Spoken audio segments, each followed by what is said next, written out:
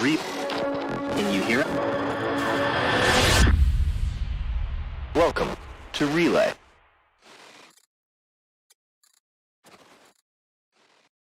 I completely forgot. Oh, that's actually a good reminder for me. You accidentally uploaded 2 videos last weekend. I will go delete one.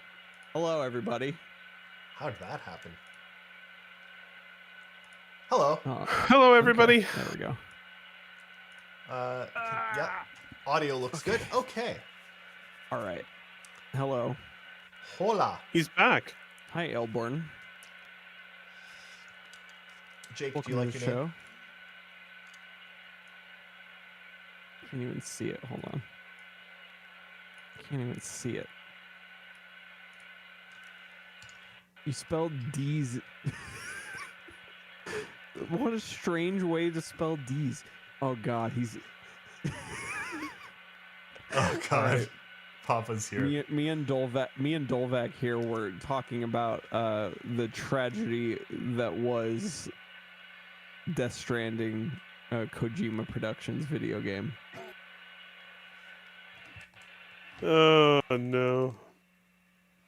Yeah, that's me, Elborn. It's David's baby monitor. It's the baby monitor. The baby's there. The baby listens to death metal while he goes to sleep. Hell yeah. It's the only way to sleep. Yep. Thanks, Shiver, for the regimen. Hello, welcome to the show. Hello.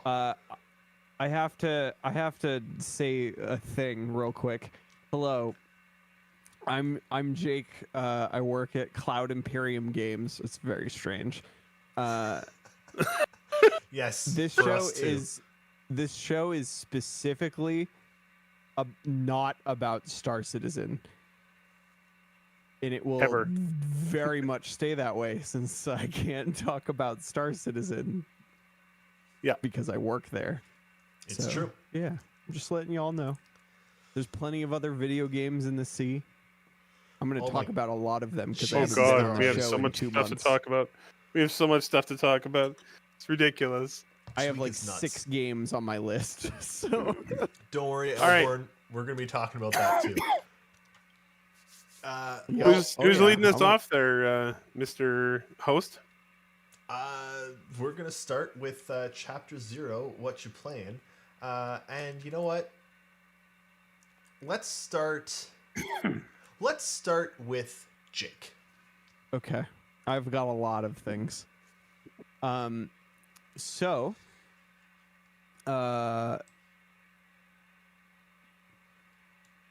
was just staring at Sargrath's How Now Brown Cow for like 10 seconds there. Sorry. So I have 5 games on my list that I've been playing. The first of which is the one that I have been playing most recently, which is 13 Sentinels Aegis Rim. That's a long title. It is. For the PlayStation 4 system. I'm playing it on my PS5 because it's backwards compatible, and that's great. And there's no difference. I stuck the disc in, and it works. Yeah. So this is an Atlas game. So therefore, it is extremely Japanese. It's funny because the dialogue is translated, and these are like very specifically Japanese school students that are the main characters of this game, and they just sound like the biggest, dorkiest weebs that you'll ever encounter. But then you remember that that's just Japan. That's just how it is. Jake, I have to pause you for a second because I've decided that with your hair and your beard, you look a little bit like if Dave Grohl and Jack Black had a baby. Yeah, I mean, dude, 2 legendary humans. I'll take it. Oh, did you see that Jack Black is now Thor? Yes, I did. Quite excited about that. So 13 Sentinels, Aegis Rim. Rim of a... I don't know, dude. It's probably a reference to Pacific Rim because this game's about robots and kaiju. So, so essentially, it's probably one of the most unique games that I've ever played, because it's split into 3 distinct things that you can do. So the first thing that you can do is essentially a visual novel. You walk around and it's gorgeous. Like it's like it was all drawn in colored pencil, the whole world. The lighting is unreal. The use of color to denote what time of day it is fantastic. And it's so good visually, but also the writing is incredible. But here's the thing, is that the story is told to you in pieces as it relates to each of the game's 13 protagonists, and you choose one of the 13 protagonists to play. 13 protagonists. 13 protagonists. Wow. That's sort of like... Although it's questionable whether all of them are in fact protagonists. So some of them might be a little anti. Yes.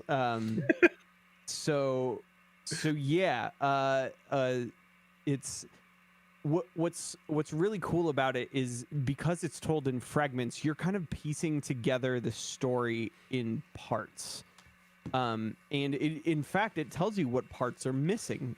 If you push square at any time, it actually shows you the branching paths of the story and what branch you're currently on. Oh, that's cool. But also, when you get to a dead end on that branch, you can then just replay it and get a different entirely part of the story. And it's all thematic because the game's all about time travel. Oh, cool. Nice. So you're filling in all of these gaps by replaying sections of the story. And what's cool is like you can hit L or R1 to fast forward. So if like it's a chunk of it that you've played already, you can just be like, and you're where you need to be. And it has like an inner thought system, and you push triangle, and there's just like a word salad that appears above you. And you gradually, as you play through each one of the branches of the story, you fill in more of these words. So by replaying it, maybe you have access, and it's permanent also. So when you get one of the words in your thought system, it's permanently there in your mind, essentially, even if you go back in time to before you got it, which is really interesting. Basically, it gives you a whole new context, a whole new things to ask about. It's like your characters are like remember things that haven't happened, which is crazy. Also very thematic to the story. So that is 1/3 of the game. The second third of the game is all of the things you learn are then put into this giant, like, Outer Wild style web of information that you're using to slowly piece the story together. Okay. And then finally, the third part of it is a top-down tactical strategy game where you control giant robots to fight kaiju in an active time battle system like Final Fantasy VII. A lot going on there. This game is wild. That's awesome. A lot going on there. Oh. It is one of the coolest games I've ever played. And it is nothing like anything that is out right now. So it's also gorgeous. You've shown off some of the art. It's unbelievably It looks beautiful. gorgeous. Just Google 13 Sentinels and hit images and just bask in how beautiful this game is. So that's the first game I've been playing. The second one is, of course, for people who've watched the show for a long time, I play a lot of Apex Legends, and Season 8 is upon us. I I actually haven't played the new character all that much, just because I'm not. I like utility in games like this, and he just has all explodey abilities. But his ability to launch grenades accurately and as far as humanly possible is extremely good. He basically just has a third weapon, which is a grenade launcher. That's essentially what it is. It's really good. If you haven't played Apex Legends and you want a first-person shooter and you're turned off by battle royales in general, play Apex Legends. It's wildly different than any of them. It's because all of the weapons are viable. Yes, all of them, even you, the Mozambique. I've killed people with Mozambique. Everybody's killed people with Mozambique. I've actually been opting to run the Mozambique lately, so because every weapon is viable, the whole like, oh, RNG made it so I have a weak gun and they had the stronger gun so I lose, that doesn't matter in this game. The person who is better will always win, and it's awesome. Yeah, play Apex Legends. I'm doing all the short ones first, so be warned. I've also been playing. Wait. Aegis was short.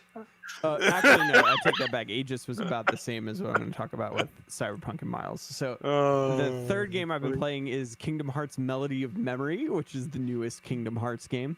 Did either of you play Theatrhythm Final Fantasy on your phone or the DS? Actually, yeah. You've talked about this one a couple times. Yeah, but I've talked about it before the game came out. Now it's out and I've played it. And hey, it's Theatrhythm,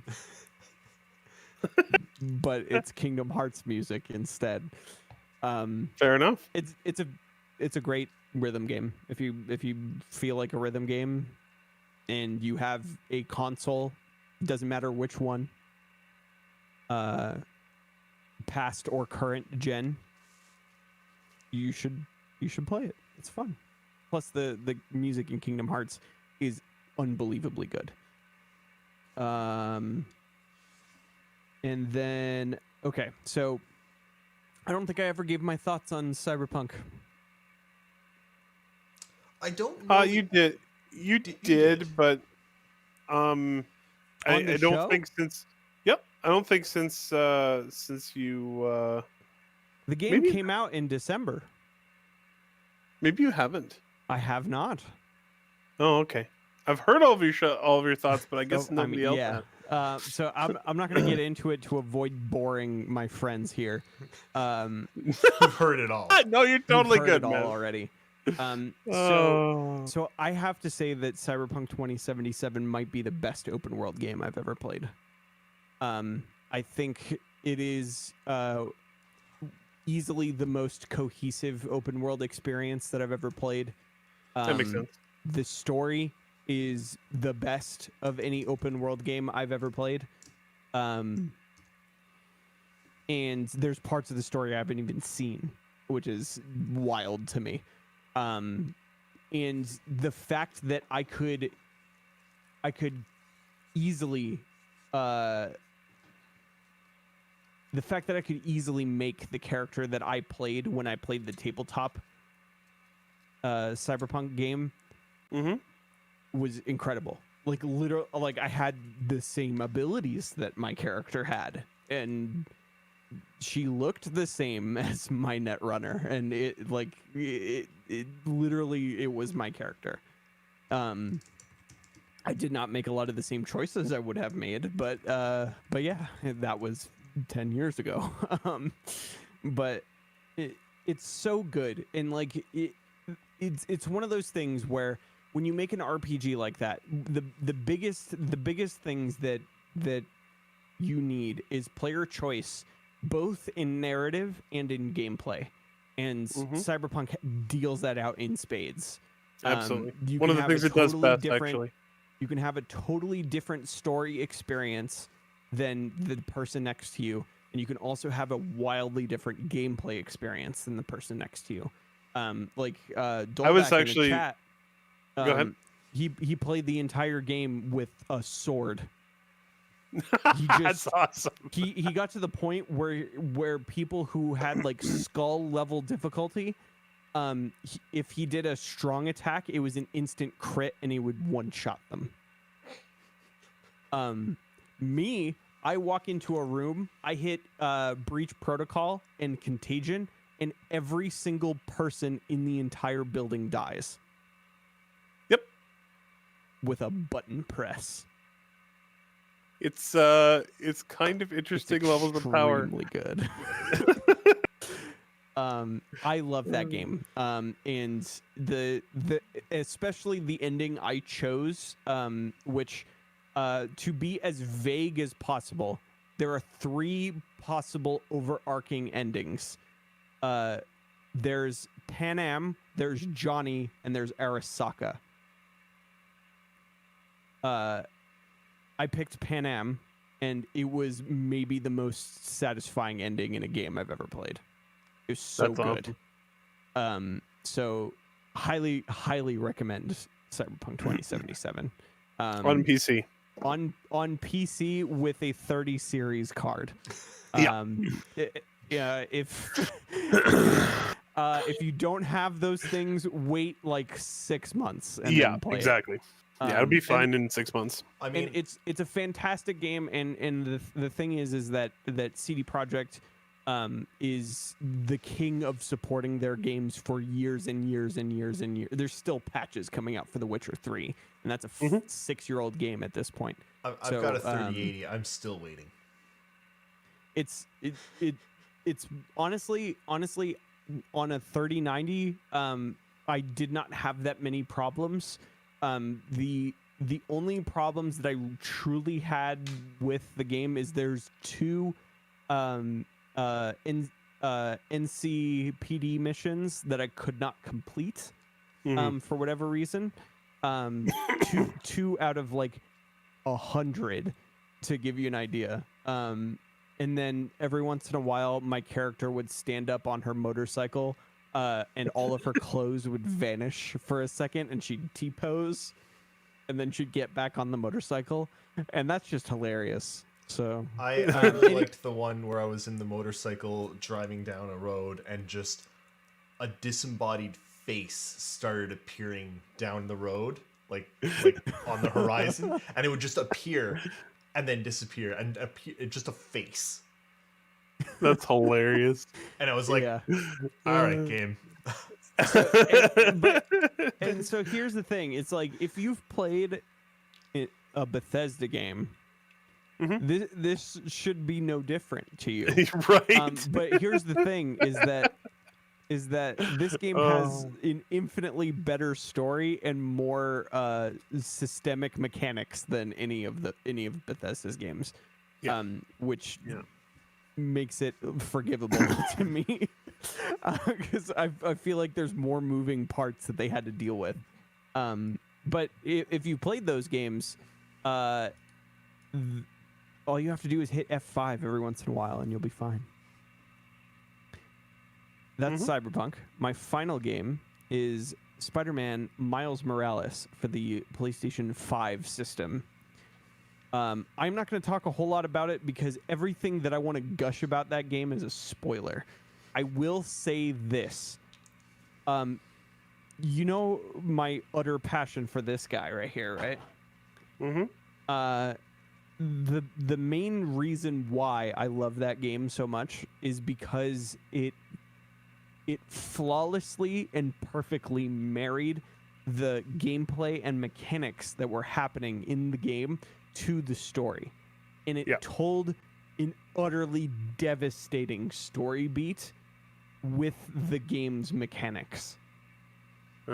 Miles Morales does the exact same thing.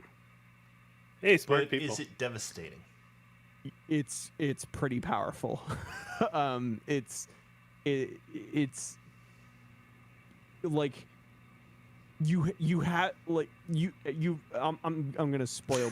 Have you guys played Brothers: A Tale of Two Sons? No. Oh my god, people! You guys have 2.5 hours. Go play that game. It's I will so play it. short. I promise you, by the next time you're on the show, I will have played it. It is the length of a movie. Just go play that game. You just have this like sudden realization that you have to do a thing that you've done the entire game. Oh yeah, but it's to move the story forward that you have to do that thing. Right. And Miles Morales does it perfectly. And Nice. And just overall, I think it's a much more tighter experience than the first game because of its length.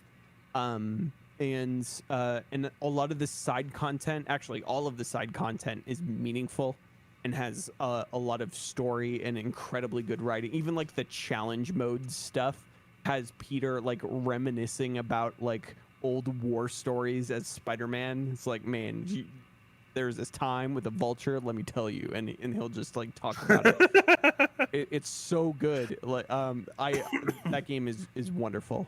It's exactly why I love Marvel like David, you know the intro to Avengers? Yeah. And how it just reached into your soul and squeezed. That Miles has that in spades. So Nice. So yeah, definitely play that game. It's so good. Roger that. Those are all of my games. That's it. All right. Thank you. Eric, your turn. All right, I gave you screenshots for pretty much all of them actually. I kept it to 10 minutes. It wasn't that that was- bad. No, you're fine. That was awesome. So the first one up is the medium. I do have a screenshot for. Actually, I have a screenshot for I think all of them. I sent you. So the medium. This was an interesting experience for me. This game's been getting mixed reviews, some very good reviews, some not so good reviews. I saw some that are like, this is the first truly great game on Xbox Series X, and so on and so forth. One of the things that I had a big problem with. Oh yeah, some people have been giving it like 9 on 10s, and then others are like 4. It's got like a 75, but that's because like half of the people are giving it a 5 and the other half are giving it a 10. And I would say that's because Bloober Team makes a very specific type of game that is like, it's definitely not everybody's cup of tea. Yeah, that's fair. Like, what was that other game they made? So, hold on, I'm gonna Google it. Continue. The problem I had with this game was it had, and it seems petty to me to call this out, but it took me out of the game several times. Yeah. And that's not a good thing for a game like this. There were big graphical problems frequently in the first hour of the Xbox Series X version. Things like trees not rendering properly. A lot of the shadows were just straight up missing from the game. They just weren't there. The character only has a shadow some of the time. And it was really weird and disconcerting, and it wasn't related to the gameplay either, which there is obviously a lot of graphical stuff that happens related to the gameplay. And the other one that really, honestly, I actually actively cringed while I was playing when I saw this. They decided in their infinite wisdom that Mariana was going to have a fur-lined collar to her jacket. Game engines don't do that. It's bad. Unless you're Tomb Raider. Yeah. And then you do it.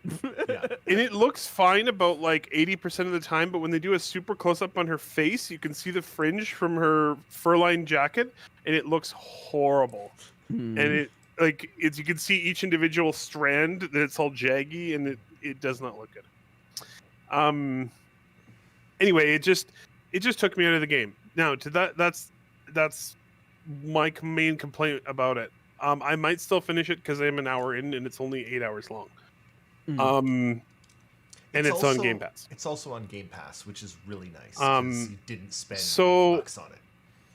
I have to say Team's that games feel like they belong on Game Pass. Yeah, the story is good, and the voice acting is really good. And some parts of the graphics are absolutely beautiful, while other parts are really bad, and I don't understand how that happens. But anyway, So, Bloober Team has made kind of their biggest game they made very recently was Layers of Fear 1 and 2. Okay. Oh, yeah. Which I really enjoyed, especially the second one. But I 100% understand the people who don't. Like it's a very like PlayStation 1 horror experience brought to the modern era. Like their use of camera angles and stuff like that is very old school. It's very like reminiscent of like Silent Hill and old Resident Evil and This was like Fatal Frame. That was another. So that was actually something I really noticed too, and it really also like it was another thing that really took me out of the game. I was like, why am I playing a PlayStation 1 game? Yeah. It was so anachronistic. But that is like why people play Bloober Team's games also. Fair enough. Like they're making those games because nobody does anymore. So I haven't played the medium yet, so I can't speak on it, but especially like their older games, that's exactly what they were going for. They also did Observer, which is another big one that they did very recently. That was a game that was, I think it was pretty well received. Yeah. They also did the Blair Witch game thing, which seemed like a B project to me for them. It was worse in quality in almost every way, which is surprising. You would have thought they would have taken advantage of the license. Also, do you like the fact that I have HDR monitors and they're super bright now, and whenever I switch windows to like this is Wikipedia and now this is Twitch chat. Like I have to watch what I'm looking at on work calls because you can see what I'm looking at in the reflection of my monitor in the reflection of my glasses. Yeah. That's hilarious. I like my new monitor a whole lot. So, my last thoughts on the medium. I think part of my issues with it graphically are also that I'm playing it on the Series X, as you notice in this screenshot, and also as I really noticed when I watched a graphical comparison, the game looks significantly better on the PC than on the Xbox. Also, this is definitely an area of complaint. The game doesn't look that good. And its performance, even on the best PC hardware you can buy, is quite poor. And it doesn't make any sense. It's kind of what I think developers don't know how to use ray tracing yet, because I guess. But this is even with ray tracing off. Wasn't the whole thing about this one that it's rendering like three different? Like the seamless seamless switching between the two. Yeah. I mean, I have a feeling that the problem with that though, David, is that a lot of the game there's nothing happening on the screen. You're standing in a room and nothing's moving and it's running poorly, and that's not anyway. And their problems were compounded somewhat because they recently did patch the PC version and cut its performance by about 30% by accident. Nice. Oh, fun. So, yeah. I wonder if there's like an issue with like, is it running? It's got to be running a DX12. I would imagine so. Apparently if it's a Microsoft product like it is, it's got to be. Yeah, apparently it's not fully utilizing the CPU or GPU anymore. Oh, weird. That's So it's know what? It's probably broke it a little bit on the Xbox too. It's probably part of the problem, but regardless, I didn't want to come off too negative on this game because again, the story and the voice acting are very good. Is what they're known for. So far. It's what Bloober Team excels at 100% of the time is their storytelling. They make good horror games. So I think a lot of people might enjoy the game, but it's just be aware that it does have its drawbacks. Also, it is on Game Pass, so if you have Game Pass, feel free to check it out and see what your experience is like. So next up, recently Steam had one of their amazing events. I love these events. I'm coming to enjoy them more and more all the time. The Steam Game Festivals, where they show off a whole bunch of demos from upcoming games. Like usually hundreds or even thousands of demos. So first one I want to talk about is Potion Craft, and I did not think I was going to like this game, so I waited to try it until like 3 days before the end of the Games Festival. And then in one sitting, I played the entire demo for like 2.5 hours. Nice. It is exceptionally good.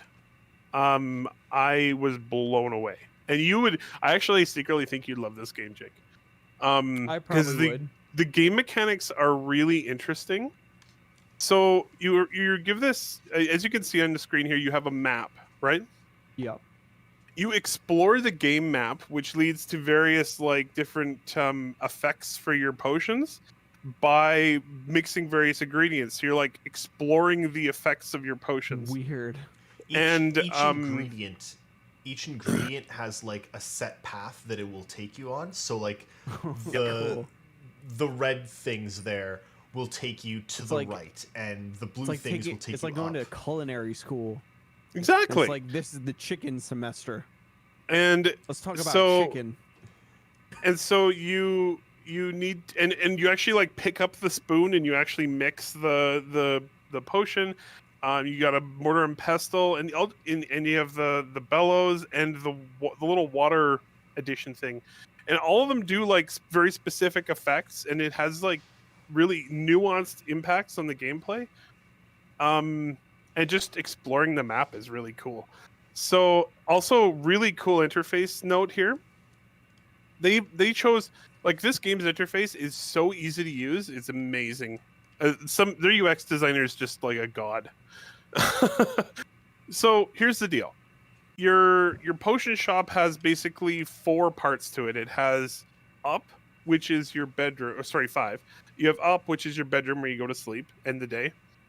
It has the main screen here, which is the map, and it's like your work area. It has a downstairs, which is like your like super high tech alchemy lab, which is not available in the demo. Yeah. If you go right, you go out to your gardens, so you can pick more ingredients.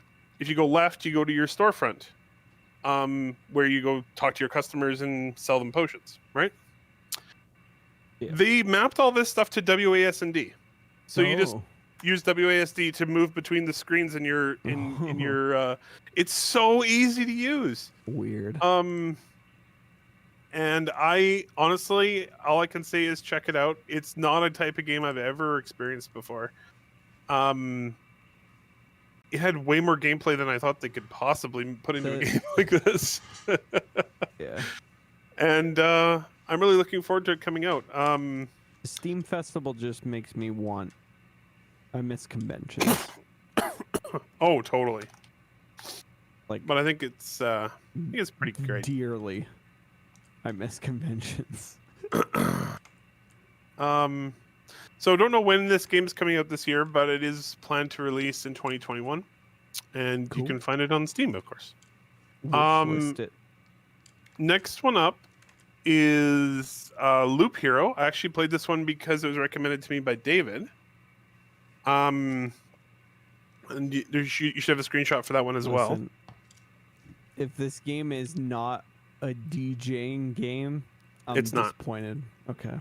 Yeah, I'm disappointed. It's better. I'm sorry. It's better. It's really interesting.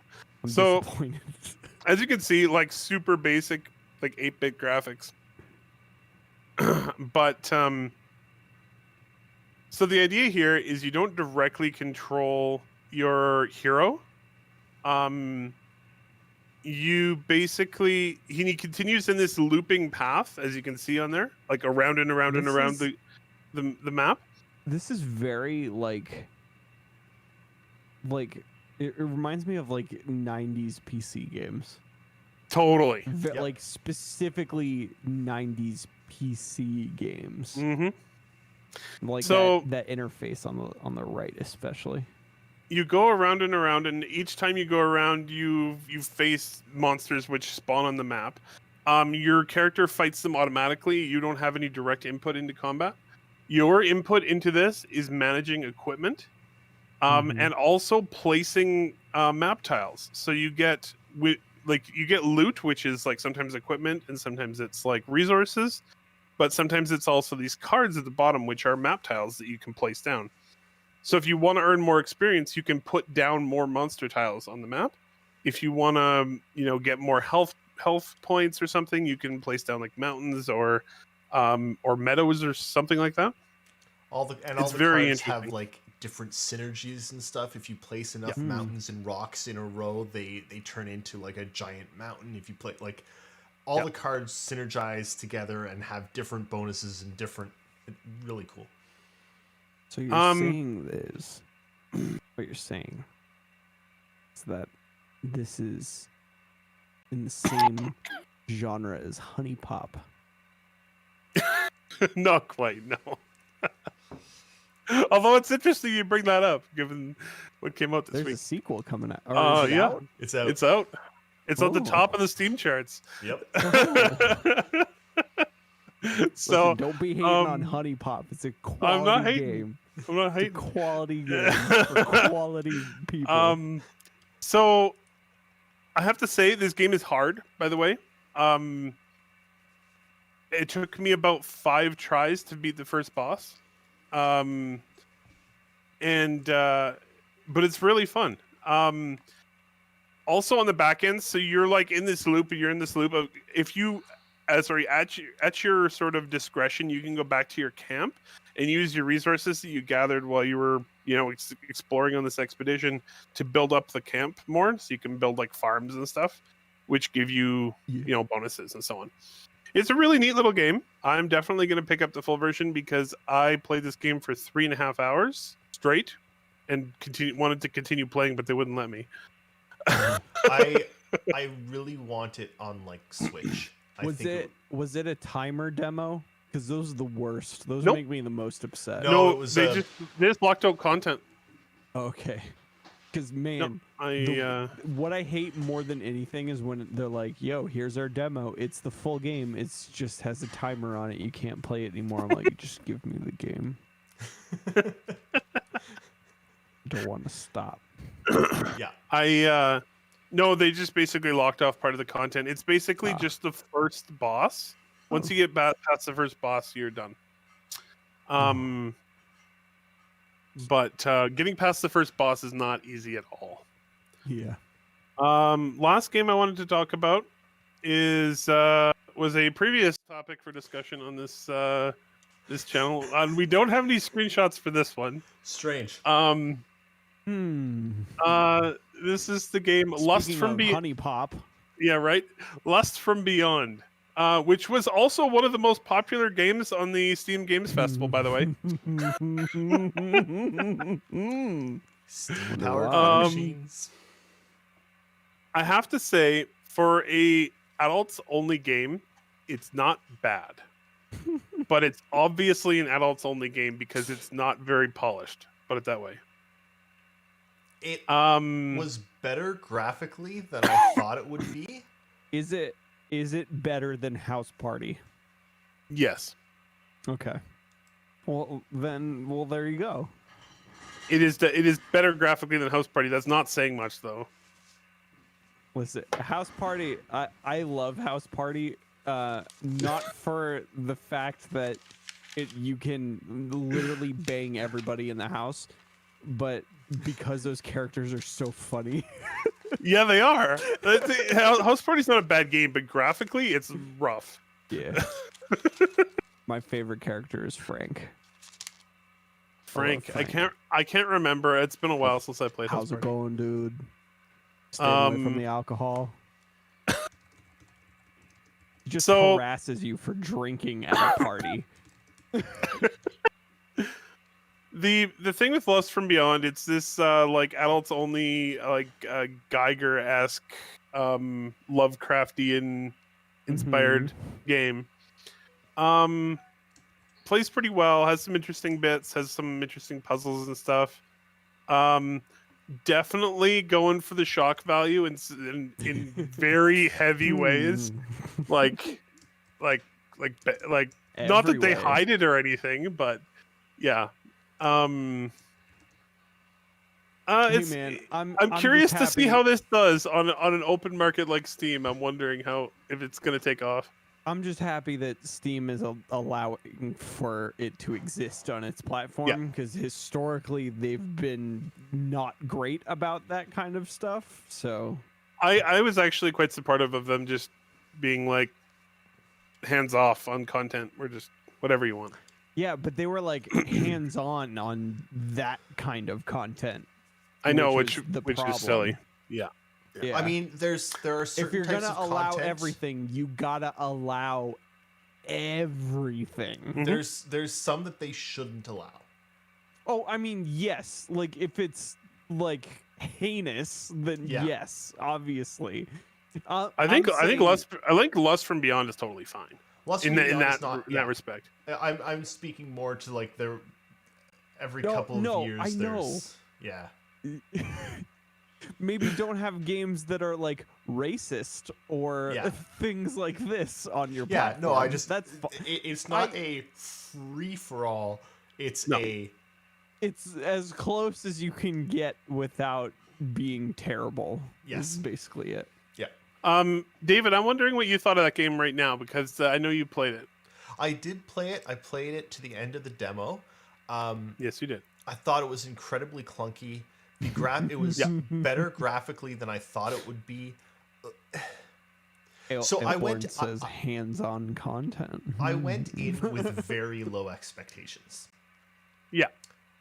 And it did surpass my expectations. That was house party for me. It's I had not extremely good. low expectations for that game. It's not even like titillating, really. No. It's Like, shock value mostly. It's shock value. But if you really want to see some like honestly not that shocking stuff, but shocking because it's in a video game and we don't get this stuff in video games, there it is. Hey man, But it's pretty tame. Cyberpunk exists also. So there's Fair enough. that. I mean, Yeah, no, the game itself is the gameplay mechanics are pretty clunky. It plays though. Like I've played some games that are just like, how does someone even get through this game? It plays and it has a story, and the voice fine. acting wasn't horrendous. Oh, voice acting was not great. It was but not. It wasn't. It was, all parts of the game was were overdone. not as bad as I thought they would be. Yeah, for sure. But yeah, it's I'm really curious to see how it does when it's released fully, which comes out. I think it comes out in like 2 weeks. But I know it was very popular on the game festival. Yep. Makes sense. Okay. David, what else did you want to talk about? I'm gonna try and go through these relatively quickly because we're almost at 10 o'clock already, and we haven't even hit the news. And good lord, there's a lot of news. So We're halfway through the show. yeah, I played some Loop Hero, really liked it. I played another one that I really enjoyed called Dwarf Romantic. Really weird spelling of the name. What a great name. Yeah. Almost like a Settlers of Catan. No, wait, no, sorry, not Settlers of Catan. Sorry, a Carcassonne. Carcassonne, Oh, okay. okay. Yeah. Almost like that. Like you get hexagonal tiles with forests or like wheat fields or houses on them, and you have to like attach all these. Attach them, and you've got X number of cards that come up. The demo gave you like 85 tiles. And you create this nice little landscape with like a little tiny village, and there's some wheat This game fields looks great. beside it, and there's a little train going through, and it's just really, really calm and peaceful. But they also got in some like you'll get a forest tile, and that forest tile will want to be attached to 80 other trees. So you have to attach it to a full forest, and then you get points. So there's a progression system, kind of like it's pushing you to do better. But really peaceful and quiet, and I really like. I played it like I think 10 or 12 times through, just creating my little villages because it was really cool. Lust from Beyond. I've been playing quite a bit of Vermintide 2 because one, that is the best Left 4 Dead like. Possibly better than the single player Left 4 Deads, but it lacks the PvP of Left 4 Dead. Vermintide 2 is fantastic, and they announced Darktide somewhat recently, and I just the one of those I will play. I'm not a huge fan of straight up Warhammer, man. I don't know what it is. The thing is, I'm so excited for Darktide, and I've like me and friends have hopped back into Vermintide because we're so excited for Darktide. That's what I'm saying is Darktide interests me because it's the 40K version of Vermintide, which is what I want. I know I'm more interested in Darktide than I was for Vermintide, and I loved Vermintide. It's also why I haven't played Total War Warhammer yet. I mean, that I don't think you're getting enough 40K version. No, but please. I know. Sega. Can I say something for just a second? Yeah. Before I forget. I just wanted to mention that all of the games we talked about that had demos, Dwarf Romantic, Potion Craft, Loop Hero, and Lust from Beyond, all still have demos on Steam right now. They didn't take them down. So if you haven't tried them, well, after the last Steam Festival, a lot of them took them down, but they're still these ones are all still up. So if you haven't tried those games and you want to, please go ahead. It's because, well, at least in Lust from Beyond's case, it's probably because the game's almost done. Yeah, so I think it's that's representative of the product. Loop Heroes. Potion Craft is the one that surprised me because Potion Craft doesn't have a release date. Yeah, I mean, so that one was surprising. But that's what I think is happening there because they don't keep them up because it's not entirely representative of the finished product. That makes complete sense. Makes sense. The other thing I've been playing is I picked up Nioh 2. I really enjoyed the first Nioh. I thought it like an almost better than Dark Souls. Like I really like the loot system and the stances and stuff. Really like Nioh 1. I like that there's a story that is told to you. Yes. And I also like that it's not one like, you have to look for. I really like Dark Souls' level design is outstanding. It's the entire world connects to itself. Yeah. It's perfect, but it's also slightly overwhelming sometimes. I rather like that Nioh is like contained versions of that. All the levels are significantly smaller and they all connect to each other within that level, but when you're done that level, it's like an hour for the level. You move on to a new level entirely, and then it's all the connecting and stuff again. But I like that. I'm really liking Nioh 2. Excellent character creator. Like, really good. Yep, that's very good. Graphically gorgeous. Runs, probably 80 FPS on max settings for everything, except for once every 10 or 15 minutes, it drops down to 4 FPS. Ooh. and disconnects my Xbox controller. Wild. Oh, that's helpful. I can't, like, it'll eventually come back out of 4 FPS, but my controller no longer works, and I just get destroyed, and I die. And well, that's fun. I hate it. It's I really hope that they patch it soon because I love the game. I really want to play it more, but man, is it killing me. Yeah. It's the even if it was 4 FPS and then it came back and I still had my controller working, I could deal with it. But that it's been out for it just came out, hey? It just came out. Okay. They've announced that they're doing patches and stuff, but it's rated really poorly on Steam because of the performance issues. They gotta fix it. Anyway, those were mine. I wish Steam had a like this game is good but performance is bad distinction, you know? Yeah. Because I feel like performance can always be fixed.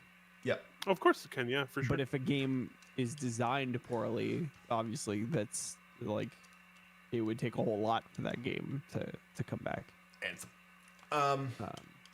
So, okay. But also No Man's Sky, okay. Like yeah, that's true. That's true. Why don't you lead us off for your next segment, David? All right. The accurately named segment 2, one game you want. It's not accurately named anymore. Yeah, it is. First of all, it's the second segment. Oh, it is. Yep. Wait, wasn't it the wait? He's changed the numbers. He changed them. Oh, the numbers it's all changed, different now, Jake. Well, yeah, because we can't drink anything on stream anymore. No.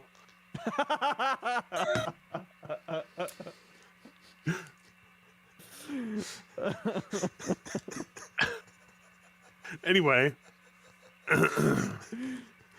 Yes. I really want. I'm gonna say the name the way it should be said, and I'm still disappointed that they didn't name it this way. But I want. You also wrote it correctly here. Total on the, Warhammer on the 3. Here. Yeah. I want Total Warhammer 3, which is technically Total War Warhammer 3, but Total Warhammer 3. It's because Total War has its own trademark and Warhammer has its own trademark. But it should have been Total clunky, Warhammer 3. Yeah. I am so incredibly excited for that Sega, game. You've got lawyers. Right. Listen, what Games Workshop? You've got lawyers. Come on, figure it out. You can figure that out. We just have to refer to it that way. Protect our IP. Nah, man. See, listen. Total Warhammer. What an awesome name for a video game. Total Warhammer. It'd be amazing. Yeah. All right. Sorry. Go ahead. I called out. Really want that game. Yeah. Looks pretty amazing. Well, one of the things that they did the first one was great. The second one was way better. It had a campaign single player that like made the stuff you were doing with your Total War armies like meaningful. Like you had objectives, and the objectives varied vastly between the races and was really cool. But they also had a secondary mode where they took the map from the first game and the map from the second game and combined them into one map. So you've got this humongous world map in Mortal Empires, right? Okay. Well, for Total Warhammer 3, they are the campaign, like the Total Warhammer 3 itself map is bigger. It's twice the size of Total Warhammer 2's map. Okay. So humongous. And 2, they're going to be connecting all 3 maps into a just they're doing the Hitman thing. Yeah. I mean, it basically what they did is the Hitman thing, right? Because all of the races from Warhammer 1 are playable in Warhammer 2 if you own Warhammer 1. And the same is going to be for Warhammer 3. If you buy Warhammer 3 and you own 1 and 2, you can play all those races. Just honestly, some of the best video games I think I've ever played. Cannot recommend it more highly. There needs to be more RTSs in the world. They're due, but Total War is Good thing the Mike best of them. Morheim's making one. Haha. Yep. But unfortunately, that studio was just formed, so it's not going to be like tomorrow it'll or be anything. 5 years, but that's fine. Yeah. Eric, go ahead. Mine's very simple. Because I just loved it that much. I want Potioncraft. The game was fucking awesome. I want to play it. It's also one that I properly. think would be really good on Switch. Oh yeah, absolutely. Like, Absolutely. Also, really the art style, absolutely gorgeous. Without being like crazily ostentatious or anything, just gorgeous. Yeah. Yeah, that's it for me. What do you got, Jake? I just posted the link to the trailer. Can someone put that in chat for me? Yep. I am most excited for a game called The Black Myth Wukong. This game is striking. Come on, you got to say the line. What? It's got a look. It's got a look, man. It does. Holy though. fuck! It does have a look. Jeez, I'm watching the trailer right It's Journey to the West interpretation. You play the Monkey King, probably. It's a monkey man with a staff. You gotta You're the be. Monkey King. It looks a little Dark Souls-y, a little. It really does. Little Zelda-y, little. It gives me such Dark Souls vibes. Yeah. Ah. It looks awesome. It looks so good. Like graphically, it's insane. I cannot do this game justice with words. So please watch that trailer. It is unbelievable. Yeah. Wow, that looks really good. There's two trailers. So this one is more of like a montagey type normal video game trailer, you know. The first one they put out was just like 12 minutes of straight raw gameplay, and it looks awesome. So I am keeping a very close eye on that one, and I'm very excited. It's probably coming out in like 3 years, but that's fine. That's like Atomic Heart. That's one that I know is never going to come out, but when it does, I'll be happy. I wonder. It's never coming. I really wonder if it's going to be like a $70 game, or if it's gonna have like, how's it gonna fund its development? I'm interested to see. Which game? Black Myth. I mean, it's Chinese developer. Yeah, so it's funded a little bit by the government. So Yeah. I see. Yeah. So I'm interested to see what, like, is it going to be like a Genshin? It's cool, man. What's it going to be? Yeah, I'm excited regardless. Very Dude, interesting. Airborne, it's cool. If it has loot boxes, but also the game is free, cool, man. Genshin Impact exists, and that game is phenomenal. I am still playing Genshin Impact every That game single is day. so good. I log in. It is free. Yep. I have spent. Experience. Yeah. Yeah, I've spent $15 on it. Zelda Breath of the Wild, but anime. Yeah, I spent $15. Cool. I thought I'd give them some of my money because I really, really like it. Yeah, you put like over 100 hours into it, dude. Yeah, I know. But it's free. I have no problem. That's me on Apex Legends. Like, I've bought skins with real money. Yeah. Because I have 750 hours in that game, and I feel like I got to give back a little bit. Yeah. No problem with loot just boxes. My data. No problem with loot boxes when done right, when they're not Yep. restricting content. 100%. Yep. Loot boxes have existed since the dawn of time. Gambling is addictive and fun if done responsibly. Yep. Okay. Yeah, but here's the thing, Elborn. You can absolutely get like high quality loot in Genshin Impact loot boxes, but the difference is Genshin Impact is a single player game. Yep. So there is no pay to skip pay to win. or pay to have different experience, I guess. It's pay to get the character you really want. Yeah. But you don't have to, because... But if you like the default characters, then it literally means nothing to you, so... And to be honest, they throw new characters at you very frequently. Yes, they do. 2 days Can from Genshin now... Impact be modded? No. No. Oh, I'm surprised. It's also a little bit of a live service game. Oh, okay. Yeah. So I'm like, if it's single player, why are people not modifying the crap out of that thing? They add content and dynamic events to it pretty frequently. Cool. So yeah, it's 2 awesome. days from now, there's a whole Lunar New Year dynamic event that's launching with multiple free heroes, and like they're adding in a tower defense mode, like just really, really good.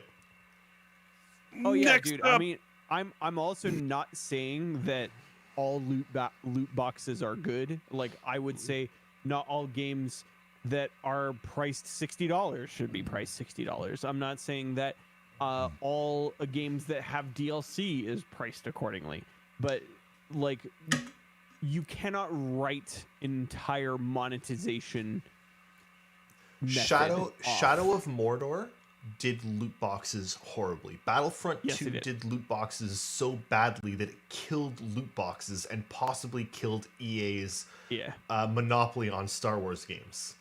Genshin Impact, hilarious. It's just one of those things, Ailborn. Just your initial comment of "oh God, loot boxes" is that it's I try triggering to fight that for as Jake. much as I can. It's triggering for poor Jake. Okay. Hey man, this is our show. This is we fight cynicism. Oh, I gotta put that back in. Yeah, you got a new overlay and you neglected the most important part. I did. I'm so sorry. Should we roll on to our fourth segment? Yes. You didn't even blink there, Jake. His third segment. Fourth. It's our fourth segment. It's our fourth segment. Fourth. Segment 4. Hey, look, guys, news. I like fourth. You put a TH at the beginning and the end of your word, I'm in. I'm in whatever word that is. There's like an ancient like Hebrew city or something named Thoth. I think it was Thoth. Something like that. It just sounds like sauce with the speech impediment. Hoth? Thoth. Okay. God, there is a lot of news. Holy crap. Yep. We talked about Total Warhammer. It's coming. We did. It's happening. It's, I mean, in my opinion, it's the only news we need to talk about, but I guess there's some more. No.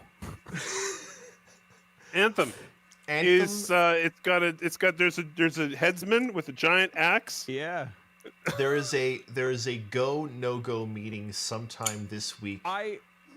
I would love nothing more than for Anthem to come back and be good, because man, I love BioWare, and if they had like another 3 years on that game, even another even another 1 year would have made. No, they needed more time on that story, man. The story, yeah, but the flight was perfect. Flight is phenomenal. Like whoever is in charge of that mechanic, that team deserves awards. Yeah, they should get to work on any game mechanic they ever want in their life. Ailborn, it's Anthem has promise.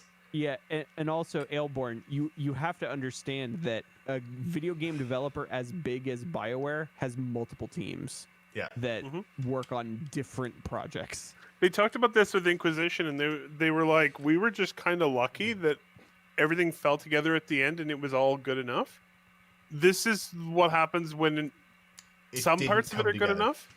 Some parts of it are good enough, but other parts just aren't. And it doesn't come together at the end of, even, with this crazy deadline. But it's one of those things, Ailborn, where you have to understand that it's like asking the guy baking a cake to start grilling chicken when the cake's not finished. Anthem is really unfortunate because Anthem is really... thanks, man. Really appreciate that. I legally can't talk about that game, so it's sorry. True. Anthem's really unfortunate because it could have survived a bad story if it had the end game gameplay to follow it up, but it lacked on loot. it lacked on customization, and it lacked on, like, it was too repetitious. But the core of it, the flying and the shooting and the mechs were fun. Yeah. And that doesn't deserve to die. Yeah. Mike, the question is whether they're going to put in the effort to fix it. Yep. Yeah. We'll have to see. Hopefully we find out soon, because I really want to know. I hope they are allowed to make more things with that IP. Yeah. Because it has a lot of promise. I hope they're allowed to take it back from the, like, games as a service looter shooter and turn it into a story-based co-op mech game. I don't know, like, there's so much they could do with that without even changing that much, but there's very little difference between those two things at the end of the day. It's the monetization strategy that always bites them in the ass. Anyway, it's just skins. Yep. But if no one's interested, they didn't sell gameplay stuff. It's just skins. I know, but if no one's interested in your skins because there's no anyway. Well, then they do the Destiny thing, and then they sell expansions. Yeah. Yeah. E3's coming back. And G4. Yeah, dude. Okay, so E3, we knew it was inevitable that it was going to be a digital showcase. Here's the thing. They kind of destroyed a lot of trust in the ESA with a lot of things that happened. So I'm interested to see what would happen. It would be a sad day if E3 went away. Like with all the things that have gone on around that, like it would be a very, very sad day for gaming if E3 went away. Yeah. And like it was like a holiday for me. It had its I problems. took time off of work. E3 had I its would problems. watch those streams all day. Yeah. Yeah. And speaking of E3, the first time I ever experienced E3 in my life was on a little cable TV channel called G4. And over the G4 was... I lost the stream. Are we still here? Nope, we're back. So. Okay. Yeah, we're here. Twitch just died for a sec. Yeah, it had a hiccup there. That's Twitch.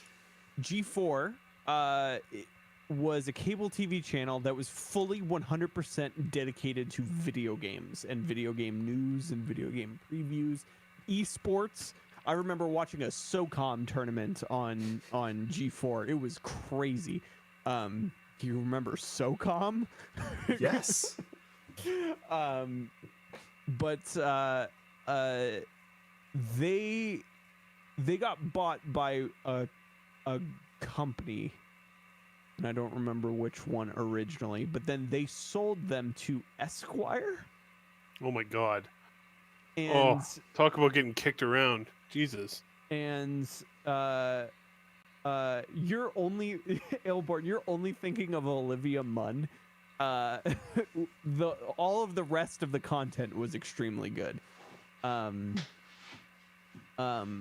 But yeah, Esquire bought them, and then they're like, hey, during the day, not during prime time, let's just run reruns of Cops and Catfish and garbage reality TV. And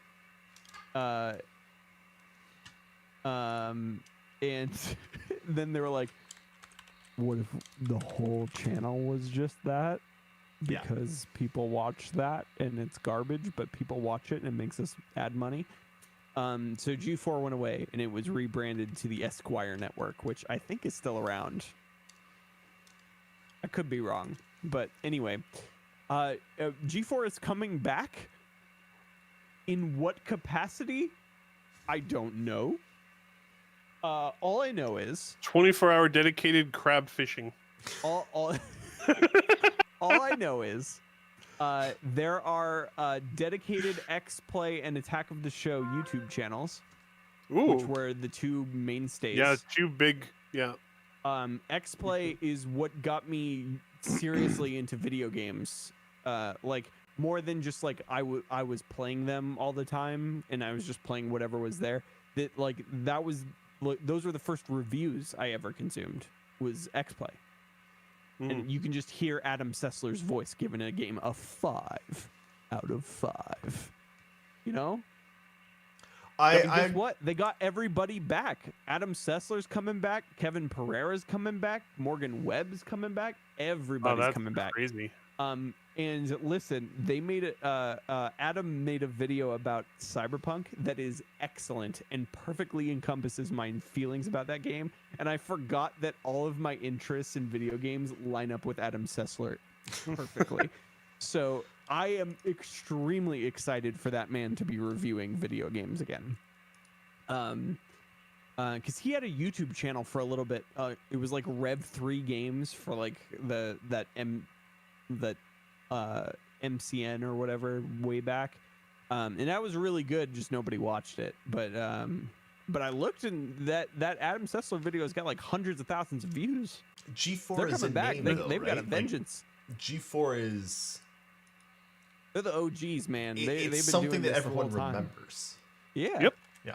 And they're getting all the same people, so it's gonna be that at least somehow like it. So I'm super excited. Like, dude, just can you bring back what was it, like Cinematron or something? All that entire show was them just playing pre-rendered cutscenes from video games, and they're like, look how pretty these games are. That's it. That was the whole show. I'm down. Half hour once a week of video game cutscenes. Also, the idea of going to YouTube and having like a couple segments makes a lot more sense than like a 24/7 channel. Yeah. But is that it though? Are they also bringing back the channel? Nobody knows. No one knows. Yeah, it's true. I would watch Adam Sessler stream a video game. Yeah. 100%. So speaking of video games, yeah. As we do. Nice segue, David. Thank you. You know what? It's better than what Here's I was going to go. Our sponsor. It's better than what I was going to go with, because I was going to say, speaking of people, there's an Epic Games Store sale this week. Bro. Nice. Yeah, and they kind of teased what games it's going to be, and these are like some full priced, came out within a year video games, so that'll be something to look at. I think it's going to focus on some stuff that came out recently, but it's apparently coinciding with Epic is having a stream, I think on the 11th. Lots of stuff's happening on the 11th, actually. Talking about things we can look forward to hitting the store in the next year that we possibly don't know about yet, which that sounds cool. Excited. This is expected to be yet another game showcase like we've seen many times in the past year. We will have news on that next week because it starts Thursday. Well, it's February 11th. So on that same day, the Steam Lunar New Year sale is starting as well. Oh boy! Yeah. So lots of gaming stuff coming. Yeah. Let's continue. Warner Brothers continues to be themselves. Yeah, and I do want to say, okay, so the thing that we're talking about is Warner Brothers has patented the Nemesis system from Shadow of War and Shadow of Mordor. Yeah, the Lord of the Rings games that were good. That were very good. It's a brilliant system. It is maybe one of the coolest game mechanics to have come out in the last decade. Now here's the thing. A patent doesn't necessarily mean anything. For example, BioWare has the patent on dialogue wheels in video games. However, dialogue wheels appear in tons of video games that are not BioWare made. Horizon Zero Dawn is the game I think of immediately. the way I see it is it's not a statement, like it's not saying that these things will not happen. It's going to entirely depend on how litigious WB choose to be. And also, here's the thing: is that patent and Ailborn? This is speaking on that as much as I possibly can with this sentence. The patent is extremely specific. It's very specific. Yeah. So part of that I think is to like 1-to-1 make the Nemesis system. They were denied this patent 3 times, which is why I think it's so specific. Yes. Because I think they probably told them that they had to rein it in. Yeah. No, I wasn't saying that. I was just more so like saying that like you don't have to worry about that.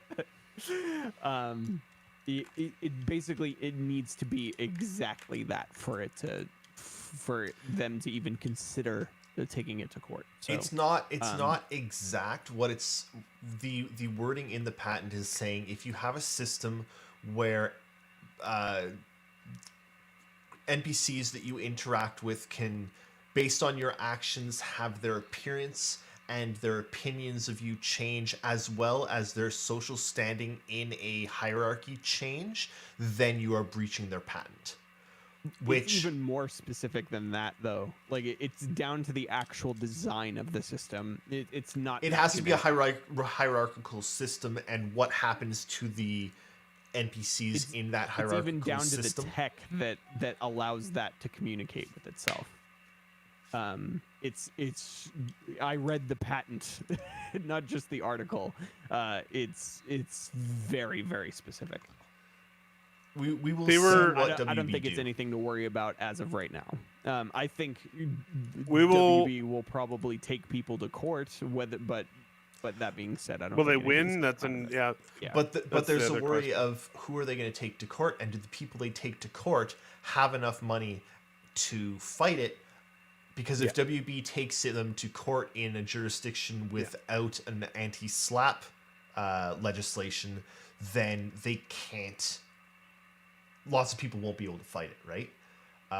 It all depends how litigious they are. So we'll have to revisit that in the future. I think it's non-news right now. I think the problem is if this were most other companies, it wouldn't be news. But because it's WB and WB suck. Yeah, I understand where you're coming from. It's suck in very different ways than that, though. Anyway. So Overwatch 2 and Diablo 4 will not be making 2021.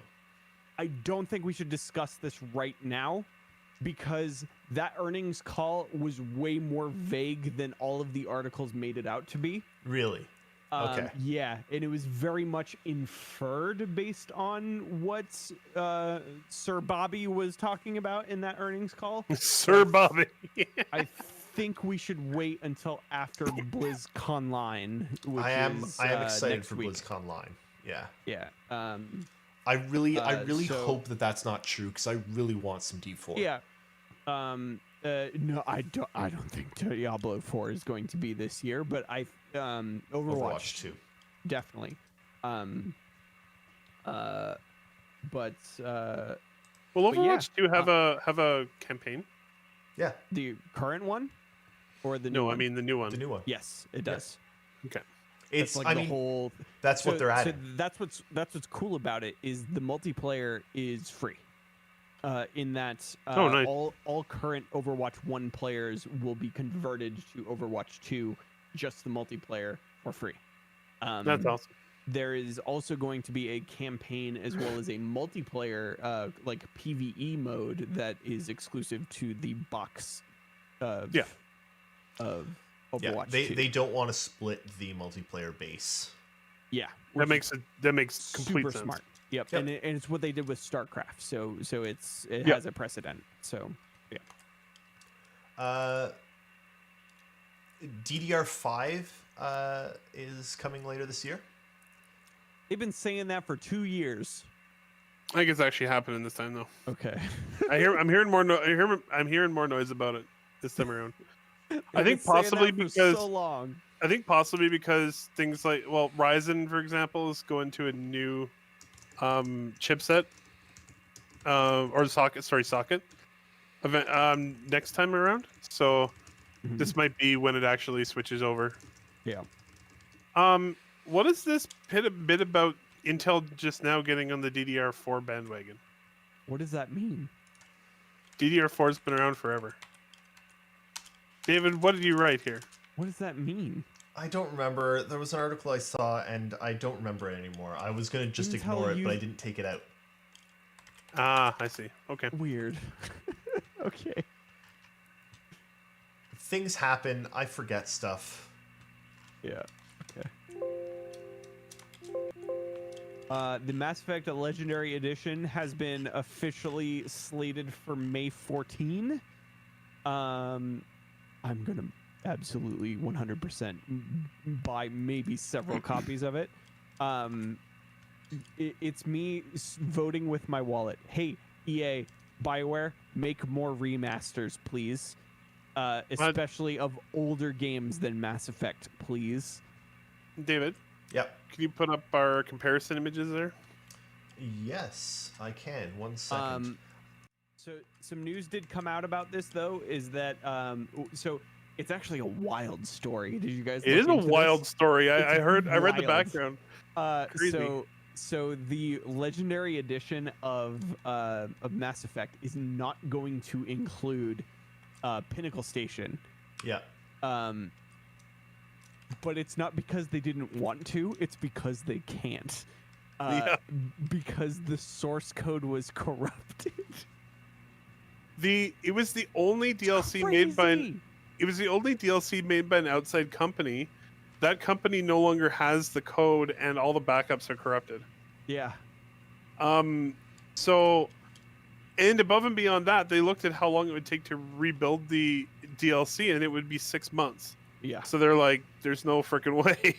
Yeah. A remaster takes different types of developers than a remake does. Yeah, it would be hard to develop new content for it.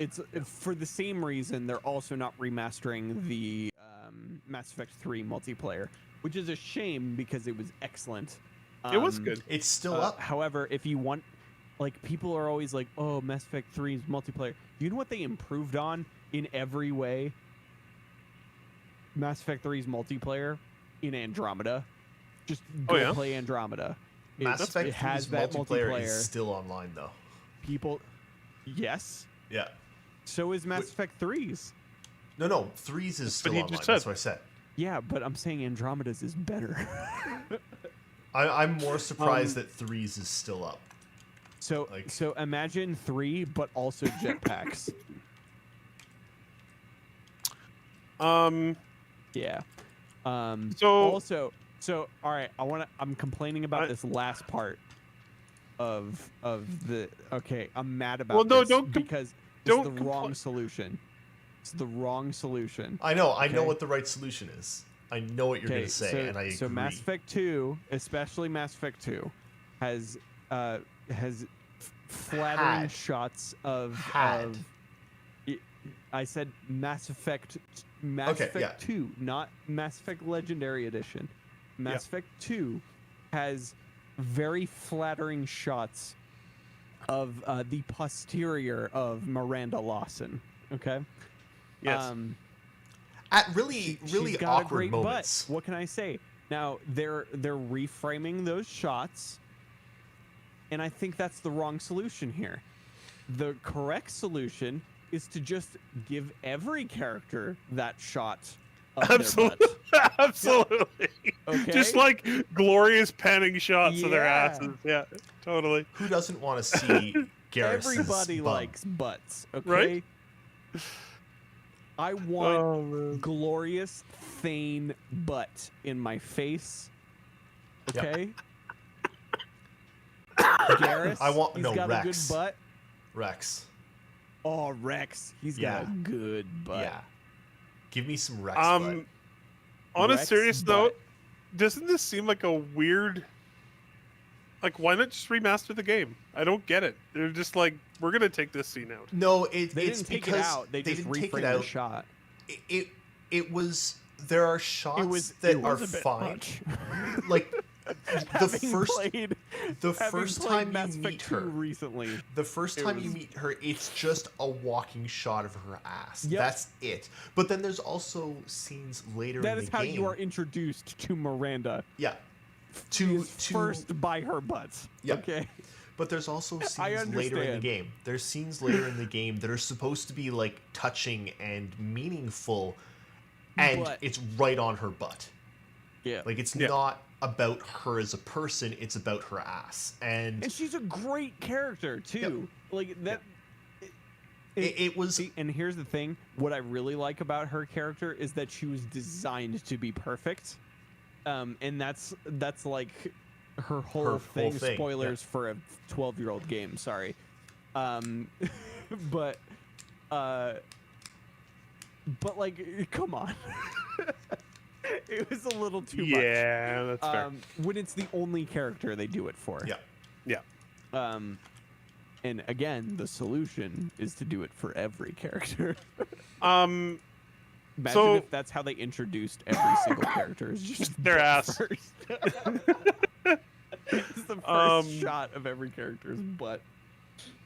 So this is really a remaster. It is not a remake. Very little of the actual story. Well, the story is exactly the same. They did rework gameplay mechanics in especially the first two games. Especially to bring them up to the standard of the third game. Talking about gameplay mechanics here. I know some people had problems with the third game, but listen, and those people obviously didn't play the DLC because Leviathan literally reframed the entire ending of that game and made it like extremely good in my opinion. So you should play that game again. Especially like in a marathon session, because that's how I played it recently. Is just Mass Effect 1, 2, 3, just and with all DLC back to back. And man, it is what this feels like a cop out when I say it, but it is about the journey, not the destination. It 100% is. But funny. That being said. Leviathan gives a lot of context to the end of that game that you didn't have. And it's essentially the origin of what the Reapers are. Mm-hmm. And yeah, highly recommend playing it again. Also, the real send-off at the end of that game is not the end of Mass Effect 3. It's the Citadel DLC. Like, play the Citadel DLC. It is the most beautiful, touching send-off to those characters that they could have done. Okay, I want to hit in a couple quick things here before we move on to couple things. Notes for EA and BioWare. Your comparison shots are mostly awful. Please fix them. Most of their comparison shots are just like a massive amount of lens flare, and that's like it's terrible. Eric, and they're all like that. Do you not remember playing Mass Effect though? It's lens flare the game. Oh, I know, but the specific screenshots they chose are like, honestly, when you first look at it, you're like, oh, the difference is they added a lens flare to the second shot. The screenshot doesn't do it justice, but if you go to like the actual like Mass Effect Legendary Edition website, they have a GIF that runs of both games. See, this is why I was not okay. This really messed me up. Extremely good. No, this really messed me up. So they sent out a bunch of tweets, and they're like, "Please go to the website for a better comparison." And when I visited the website, it didn't load for me at all. Oh, it was and several attempts. Hug of death. I guess so. Yeah. But I was like, "Where is the comparison? There is no comparison here." But that was my other note that I wanted to end off on there. Almost certainly going to be an excellent play and buy. So keep an eye on it. And I agree with you, Jake. Like, this is probably one of the best sci-fi RPGs to ever come out. It might be the best. And EA basically never remasters anything. So they've only done one other remaster. So, it's very notable. Yeah. I have a really hard time deciding between Mass Effect 1 and Fable 2. But... Ooh, very good games. They said sci-fi RPG. Oh, yeah. It is the best. It's the best sci-fi. I was like, wait a second, what's science fiction? Sorry, I was thinking just RPG in general. Yeah. I'm like, our next one up is new Battlefield game. Apparently, there's a new Battlefield game coming this holiday. It's been a bit. If it's not 2121, I don't care. Yeah, me neither. Straight up. I don't. But that's just me. That's just my own preference. I don't really like normal real life settings in my video 3, 4, games. 5 were all modern. They did a World War I one that was like mediocre. I guess they did another World War II one again. Pretty good. But like 2142 was their best Battlefield. Go back to that. Do it again. You know? Yeah. That's it. CD Projekt Red was hacked, and they basically had ransomware installed in their systems. This is an ongoing story? Yeah. It is an ongoing story. They didn't lose anything as far as they're aware. Yeah. They are restoring from backups and are going to not comply with the demands. Scary stuff. I do not envy CD Projekt right now. Yeah, they're not having a good day. Nope. As far as they're aware, also no customer information was leaked or was stolen, which is a huge win for them. Yes. Yep.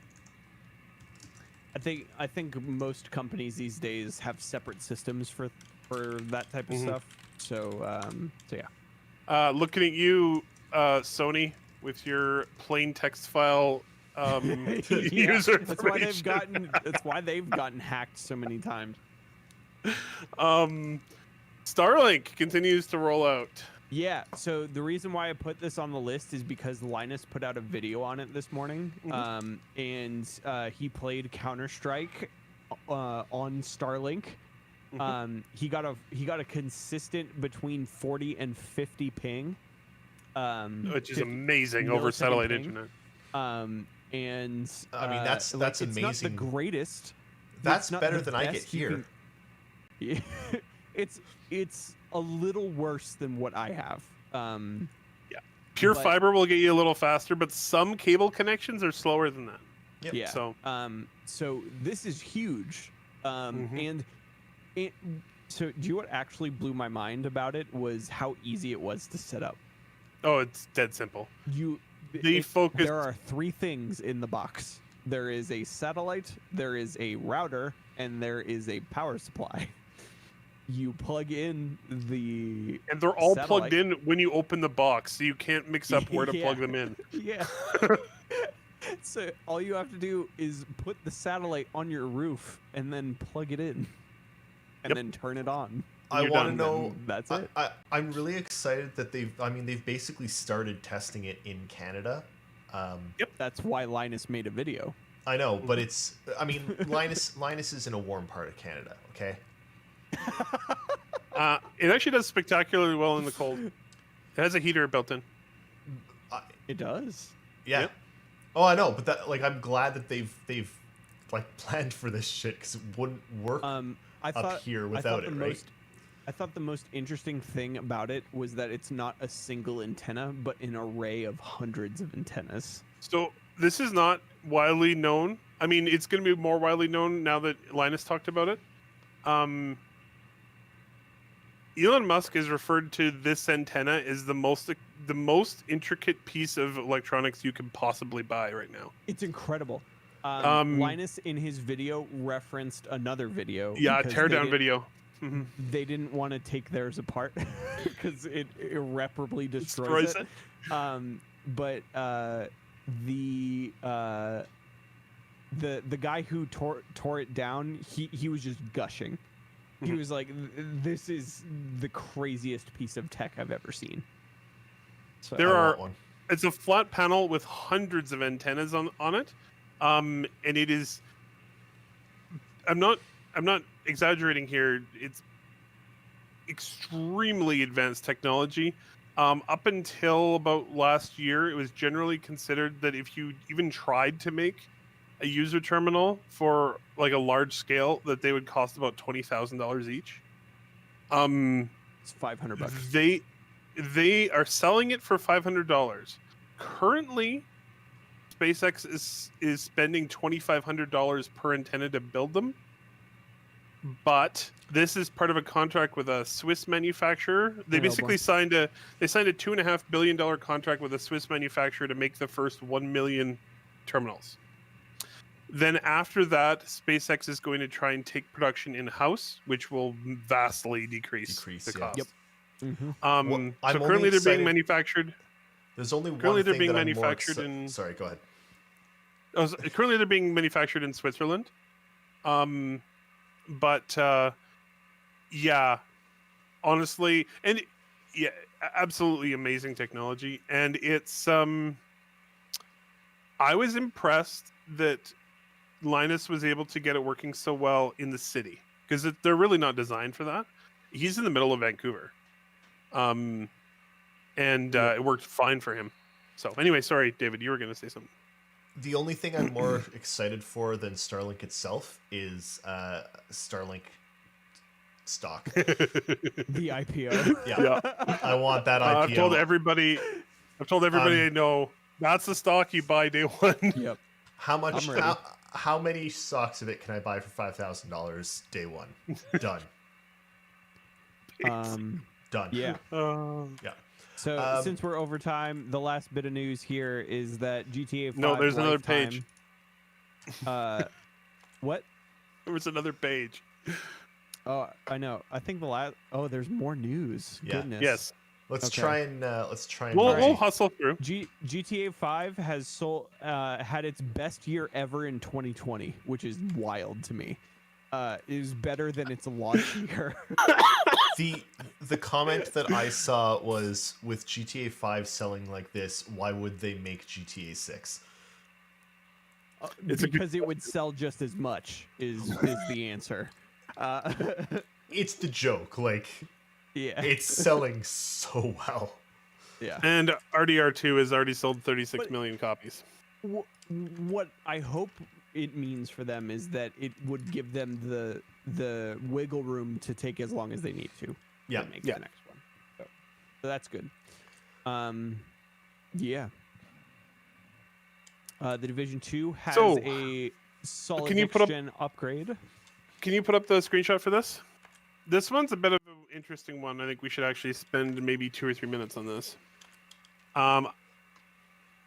So anyway, go ahead with what you were saying there, Jake. Well, I was gonna say, like, there seems to be a lot of issues with some of these upgrades that have happened recently. But that being said, for every one that is not good, there's 2 that are absolutely phenomenal. Mm-hmm. God of War and Ghost of Tsushima are the ones that pop out in my brain. They made them run at 4K 60 with better anti-aliasing. This one's just better interesting processing. because it looks amazing on the Series X, but it's like they forgot. It's like they forgot to turn on volumetric fog on the PS5. Like, the problem is not only that they forget to turn on volumetric fog on the PS5, its performance is significantly worse even with volumetric fog off. There's something wrong, and this is something that was pointed out in the video that I watched. It's running as low as 1080p at times because it has dynamic resolution, whereas the lowest the Series X was running at was like 1900p, so almost 4K. Both of these are running at 60 FPS, but as you can see, the PS5 was struggling a lot. It was just an interesting case because there's something weird going on there. They're still going to look at it. But what they did say is that the Series X uplift is spectacular, in particular. and really It's impressive. wild. That shot on the right is like you could tell me that's The Last of Us Part 2, and I would be like, yep. Yeah. Division is a sure. really damn good looking game. I want to play it now. You should. It's a great game. I do not. It's on. Is it on Game Pass? I don't think so. No, that's a Ubisoft game. Yep. Cool. Forza Horizon 4 is coming to Steam on March 9th. Hey, but do you know where you can already play it on PC though? Game Pass. Game Pass. Yep. Game Pass.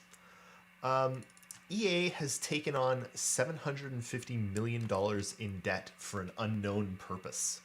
That sounds interesting and exciting. So. That's a lot. It does. It's rumors are swearing a lot about acquisitions.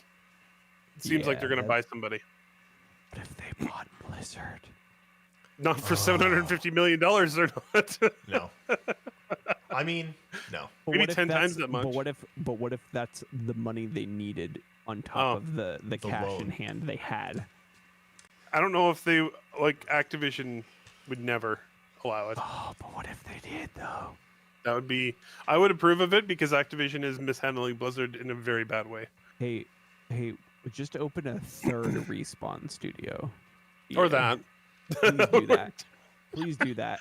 And then the last one up here, Microsoft, instead of directly merging ZeniMax and therefore Bethesda into Microsoft, they are not doing that. They're creating a new full subsidiary. So this is like a fully controlled subsidiary company called Vault, and they are merging ZeniMax into that company. The reason they're doing this, the speculated reason they're doing this is it will give them some leeway to possibly still publish on PlayStation 5 and other non-Microsoft consoles without having to stamp a Microsoft logo on it, and they could put a Vault logo on it instead, that type of thing. Yeah. And they said that they weren't going to stop publishing everywhere, right? Like that was one of the and they found a solution. Yep. Which is great. Good job, Microsoft. It's weird. It's weird because do you know what game already exists on PlayStation and has a big fat Microsoft Game Studios logo when you load it? Minecraft. Yeah, but no one was going to say no to Minecraft on their system, right? Right. Biggest game ever. Yeah. Like no one was saying no, you can't have a Microsoft logo on that. Not happening. All right. Segment. Get your free shit. Segment. Right now, I can't believe I'm saying these words, but I miss the Comic Sans. Me too. I know Comic Sans. The illegible red on black background Comic Sans that flashed on screen. We'll have to work on that. Look, okay. my production values were low, but Relay perfect. Sold out when I left. But perfect.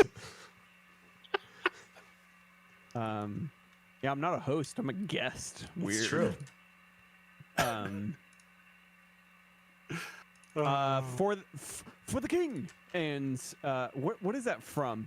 I hear that so clearly in my brain. I have no idea. I don't know. Anyway, there's a game called For the King and also Metro Last Light. They are free right now on EGS, and they will be until Thursday, February 11th, when that sale starts. So scoop them up. All you got to do is push a button.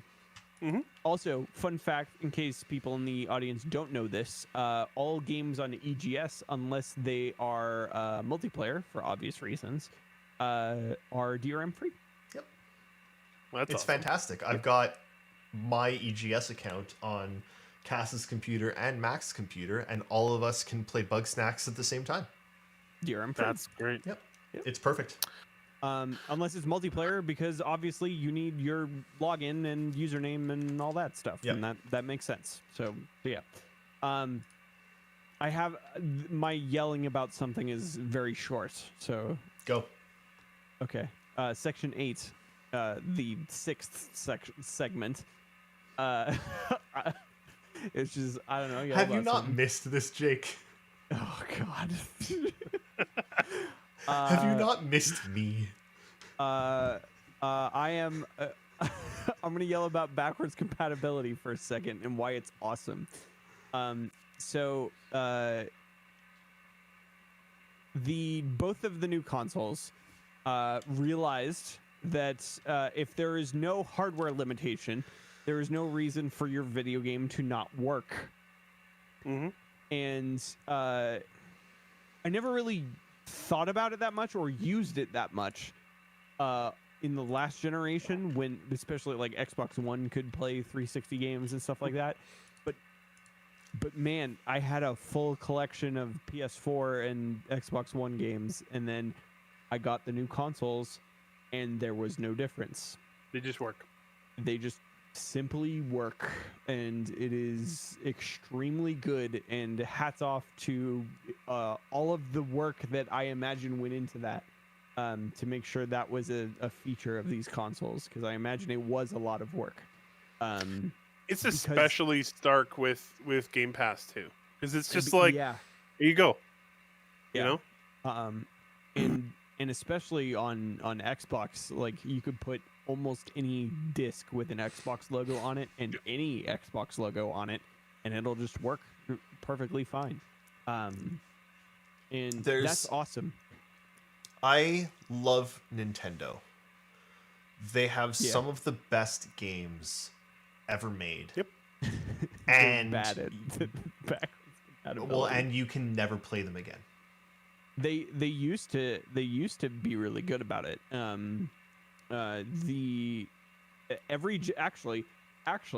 Every generation of Nintendo console except for this one, you could play the previous generation's games on the new console. Well, no, Nintendo 64 you couldn't play SNES. Could you not? No. And you couldn't play NES on SNES. Depends on which SNES you had. Fair, but for the majority of people, you could not. And also the GameCube. But it made up for the fact that for $30, you could just put a Game Boy on your GameCube. That was cool. I love the idea of backwards compatibility. I love it for some of these companies.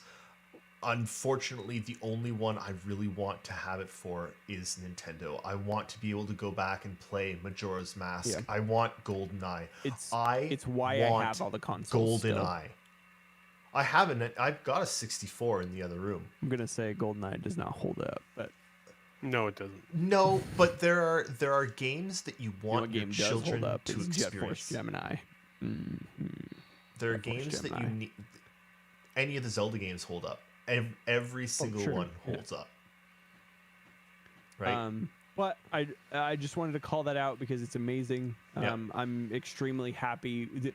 The only thing I hate about Sony's implementation of it is that their UI for it is very bad.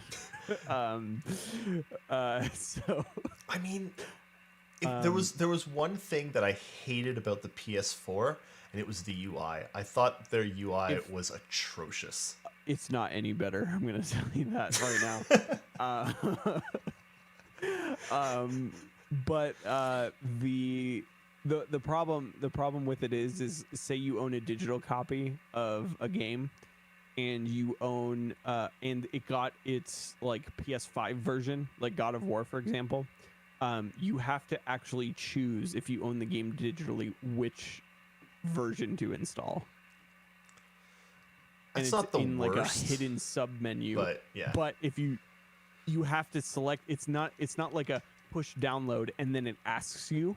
Oh. No, you have to find where to select which one it is first, and then you can download it. That's annoying. Yeah, it sucks, but